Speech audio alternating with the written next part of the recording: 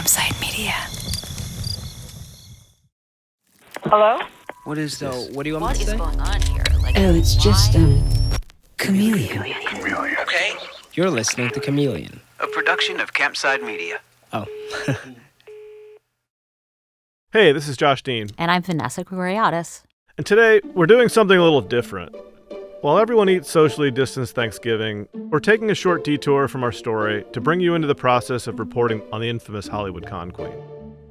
We wanted to get a better understanding of the mechanics behind different cons and the psychological patterns both scammers and marks exhibit.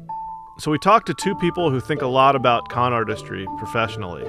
They helped us understand how this master manipulator succeeded at his con queen game for so long. Maria Konnikova is the author of several books, one about Sherlock Holmes and one about con artists and one about poker players. We are going to be talking to her quite a bit about the history and analysis of con artistry. A lot of this is chronicled in her book, The Confidence Game. Thank you so much for speaking with me, Maria. Of course, I'm so happy to do it. So tell us a little bit about yourself, where you come from, and how you got interested in the dark underbelly of person-to-person manipulation. My background is in both writing and psychology. So I studied as an undergrad, I studied fiction and I studied psychology. You know, it's hard to read your work and not think, as a journalist, of course, you're always trying to get people to like you more, right? To give you more information. It does cross one's mind, am I conning this person? What does con really mean? Is it a difference of degree? It's such a good question, and one I really wrestled with as I wrote Confidence Game, because so much of the techniques that con artists use, you can see it in other people, in other professions. Of course, in journalism, it's not just persuading people and getting them to like you and opening up to you, but it's storytelling. We are creating narratives of the world, and that's the heart of what the con artist does. They tell stories, they create narratives. So I really wrestled with, isn't everyone a con artist? And so at the end, I decided that the way to really draw the distinction is intent. So if you're doing this, but with no malicious intention, you think you're doing your job, you're making the world a better place, you're trying to help people, you're not willfully trying to misrepresent anything, then not a con artist. But, if that changes, then, yes, con artist. I mean, it's interesting to me because I started as a real shoe leather reporter, and I had a hard time when I started to do more complicated stories that I couldn't just do, by going to town hall or going to this place or this place and seeing somebody in person, trying to figure out how to seduce over the phone. Mm-hmm. And what are the con artistry techniques that are specific to the phone and actually successful?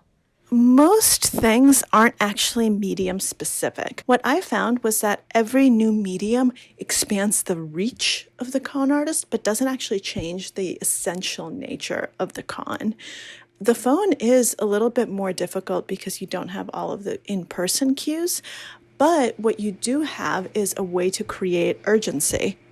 A lot of scams that exist on the phone, actually, that are phone specific, are ones that exploit fear.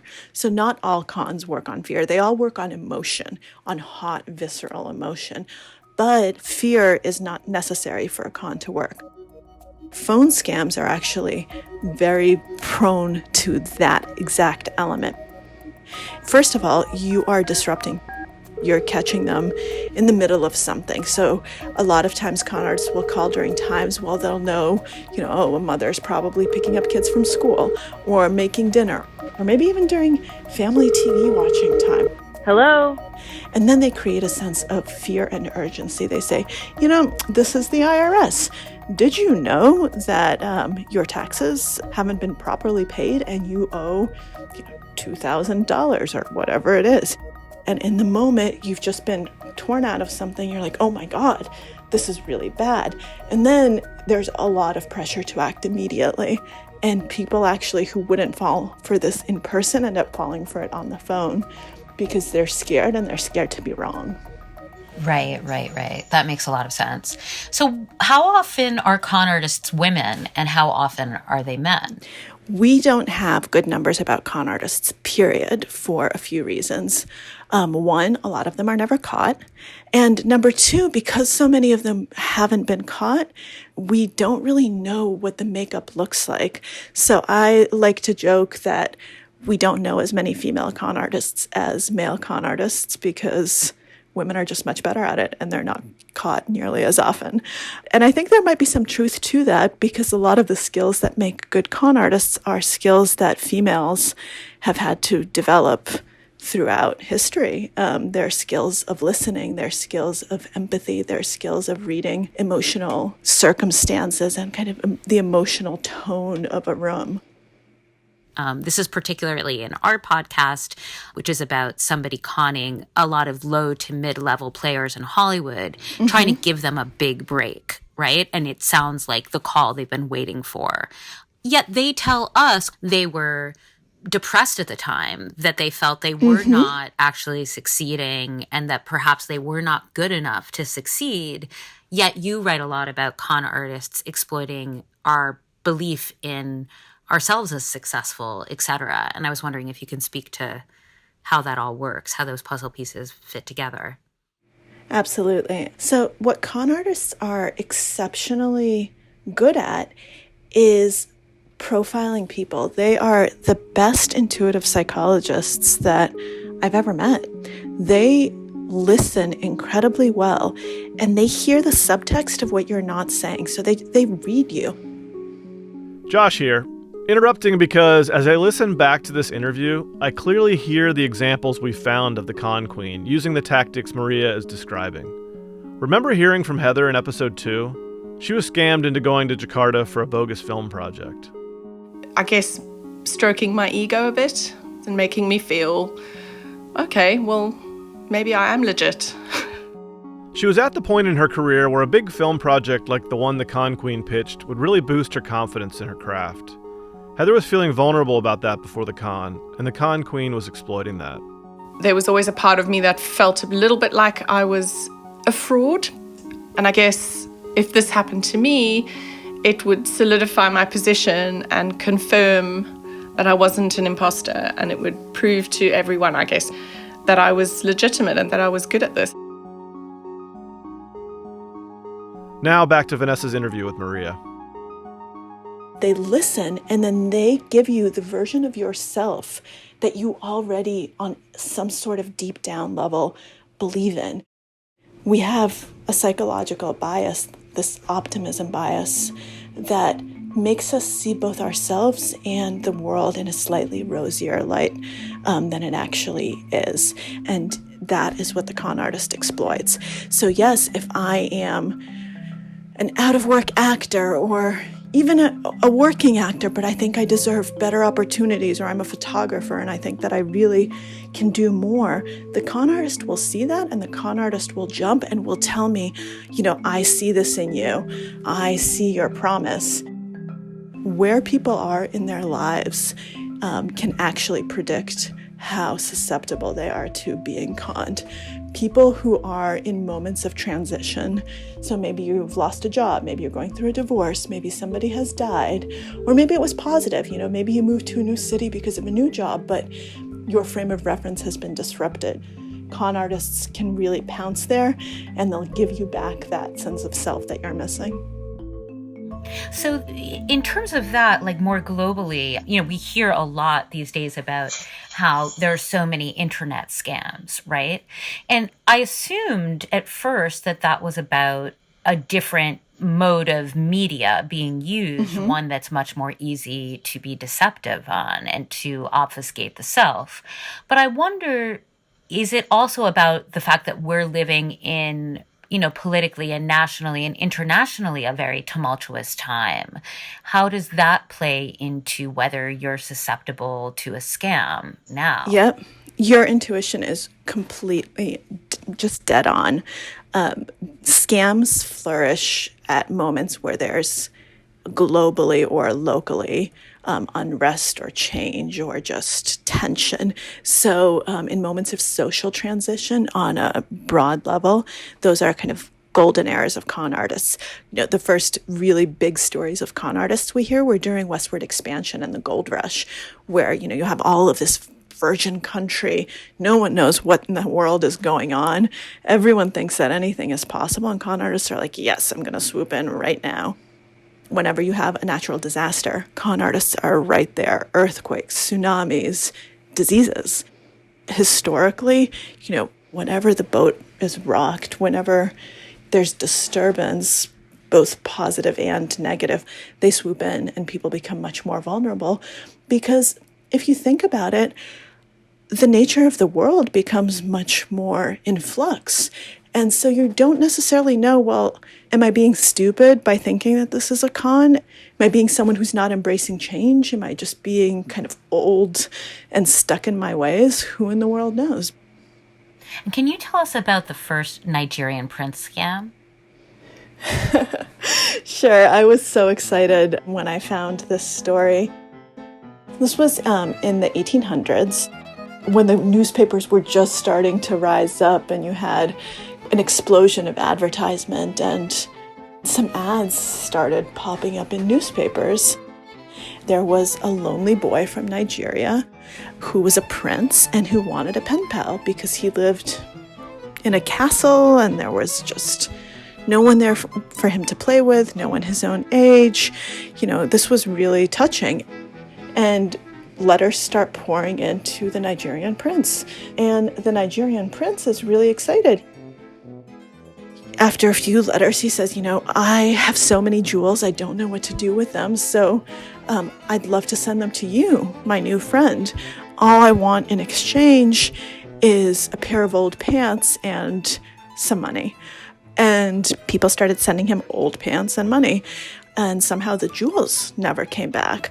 And so the post office started getting complaints, and they found out that the Nigerian prince was actually a 16-year-old boy, American boy, whose name was Bill Morrison.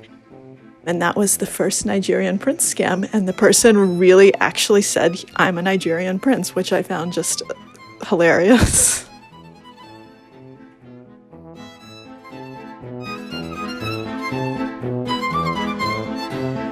Thanks to Maria Konnikova for that interview, and pick up her book, The Confidence Game, if you want to hear even more about the history of con artists.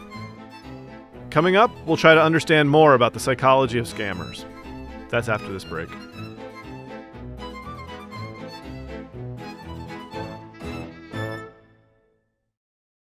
Did you know how hard it can be to avoid getting tricked when you're buying a dog? My name is Alex Schumann, and I usually cover politics, but I turned my attention to a strange new crime, a secretive businesswoman accused of laundering puppies like drug money. Consumers thought they got a rescue, but instead supported cruelty. They're just in it to churn out puppies and make $1. You can subscribe to Smokescreen Puppy Kingpin on Apple Podcasts to binge all episodes or listen weekly wherever you get your podcasts. Introducing The Binge, the only podcast network that will never leave you waiting for new episodes. On The Binge, you get the whole story, all episodes, all at once. Find your next podcast obsession with an ever-growing collection of thrilling true crime stories and fascinating docuseries. Plus, every month you'll get a binge drop of a brand new story that's all episodes, all at once. Ready to unlock your listening? Visit the Binge channel page on Apple Podcasts or getthebinge.com and start binging today. You're listening to Chameleon from Campside Media. Maria did an amazing job of explaining the historical context of con artistry. But now we're going to talk to an expert in scammers' psychology and tactics. Dr. Alexander Stein lives and works in New York City. He's a confidential advisor to CEOs, senior teams, and boards. He's the person you call when you're worried about being scammed at the billion-dollar level. Unlike the Nigerian prince scam, our fraudster wasn't in it for the money. Or at least it wasn't just the money. With the con queen of Hollywood situation, a great deal of effort goes into each one of those engagements. There are much simpler and more expedient ways of making a buck. My last podcast was about a serial killer, and a very smart one. And one thing that people said to me over and over again, especially cops, was the idea that this guy was so smart. If he just applied himself to like a legitimate career, he could have been a brilliant businessman or a great salesperson. And I feel myself having that feeling again, where I'm like, my God, this guy could be running a movie studio. Instead, he's doing this really weird fucking thing that's going to ultimately lead to his own self-destruction. Right. So, the ways in which people can get in their own way and take themselves down should never be underestimated. And, the fraud queen of Hollywood is a perfect example of that. We don't know necessarily enough about what his true life aspirations were. It may be that this constitutes the pinnacle of success. And, part of my approach to decode the various clues that are presented is to answer those questions by way of coming to understand, well, who is this person and how is it relevant and helpful, actionable for us to be able to understand more of the answers. Why are they making this decision and not that one? And what is the function for that person of doing something that's so risky and also so harmful? Some of the answers relate precisely to the negative outcomes. In other words, that there's something that this person is locked into that involves hurting people and living at risk himself. And whatever that is like and whatever it does for him overrides other decisions that might be able to be made that would lead to, a more legitimate work path. It's very clear to me, hearing the tape of this person, that it's not just about money. I'm convinced that also seeing these people's hopes and dreams smashed has to be part of it for the scam artist. Absolutely. For the con artist, that being able to toy with the prey has its own gratification.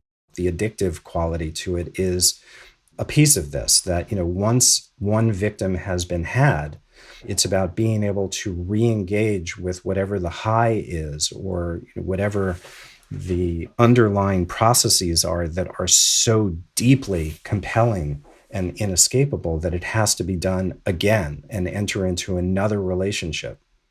When the scam gets cut off, sometimes it's because the person, has gone to Jakarta and realized it was a scam. Other times there have been cases where the mark just didn't take the bait. But there are a few times I heard when the con artist seemed to back away or cut off contact was when the mark was starting to come across as almost too confident. It's all talk at this point until I see a contract. Great. I didn't like the fact that you said it's all talk now. Well, I thought you said yesterday you respected and trusted. No, you sound different from yesterday. He's essentially pivoting. Oh, well, you're not quite the person that I thought you were. Like, I don't sense weakness in you, so I'm going to let you go because, like, you're not going to give me the satisfaction that I'm looking for, which is like this crushing disappointment of, one, this opportunity that I've been offered is not real, but also the second layer of it is like, I've been had, which is a different kind of torture, right? Yes. So fraud, by definition, pivots on betrayals and breaches of trust and coming to realize that you have been betrayed. And that's its own psychological and emotional trauma.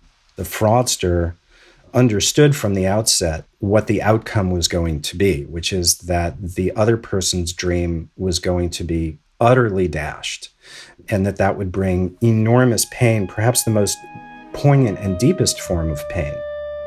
There's a form of sadism there. He has another person's life and dreams in his hands to play with as he wishes, to manipulate as he wishes, and that he knows that when the time comes, that the other person will be absolutely devastated. And so, to come upon someone who seems immune to it would not be of interest. As I seem to talk to you, you seem a little distant. I'm not going to argue with your feelings. I know how I feel about it, but... Yeah, but may I ask why? What happened between yesterday and today? Because if your main goal is basically to get the other person to be with you and to experience what you want them to, if they're saying, I'm really not with you, then it's just like meeting somebody that you're not interested in having a relationship with. Nothing happened, Debbie. You just sensed something different. And it's over. More of my conversation with Dr. Stein after this quick break.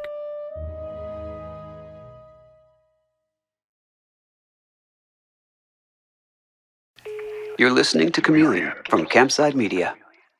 One of the ingenious features of this plot, whether it's overt or not, is that the shame operates on a number of levels, and maybe the most effective way is that it prevents people from talking about this. Like, I talked to so many people who didn't tell anyone because they were so embarrassed.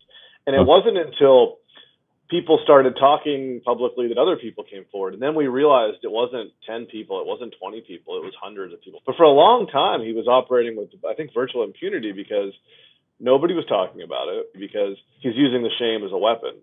So the use of the NDA is an interesting sort of technical add-on that would ensure that the victim will remain silent. But in many regards, the use of humiliation was already effective enough. Is this something that probably more people should be seeking help with? Like, is therapy often required to get people through a thing like this?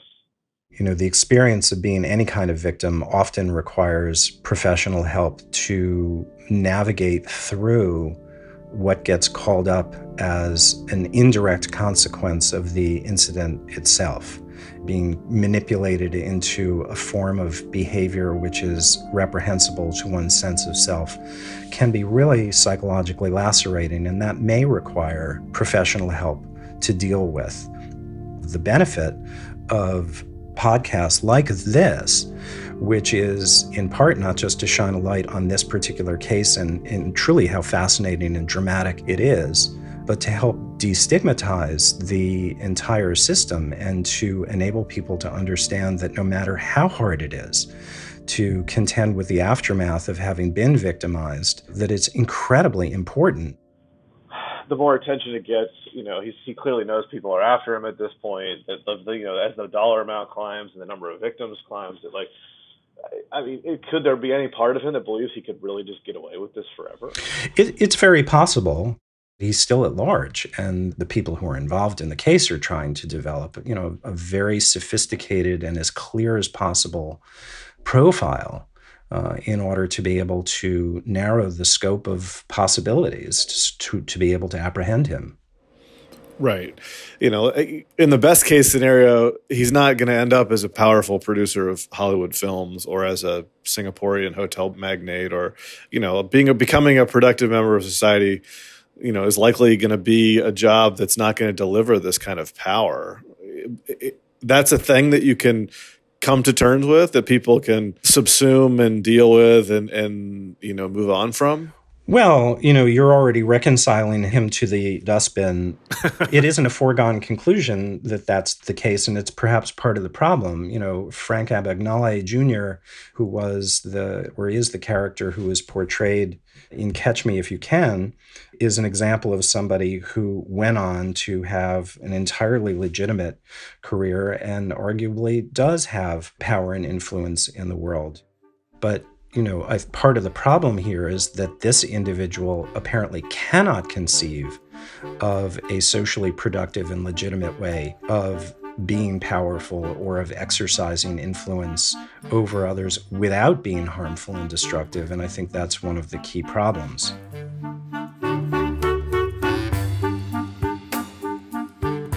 A big thanks to Dr. Alexander Stein for the many conversations we had earlier this year. We hope the side trip into the con artist's psyche helped you connect some of the dots about why and how the con queen's strategies work. Next week, we go back to our story, and we'll find out who we suspect is behind this and whether our long con will finally come to an end. That's next week on Chameleon.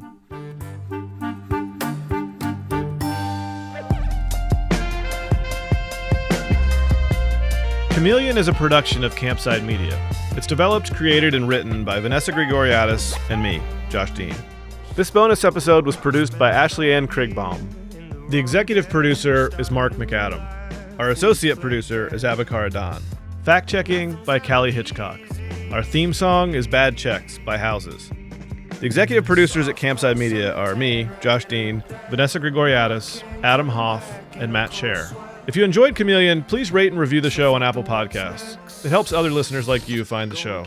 And make sure to subscribe to the show on Apple, Spotify, or wherever you get your podcasts. Thanks for listening. We'll see you next week.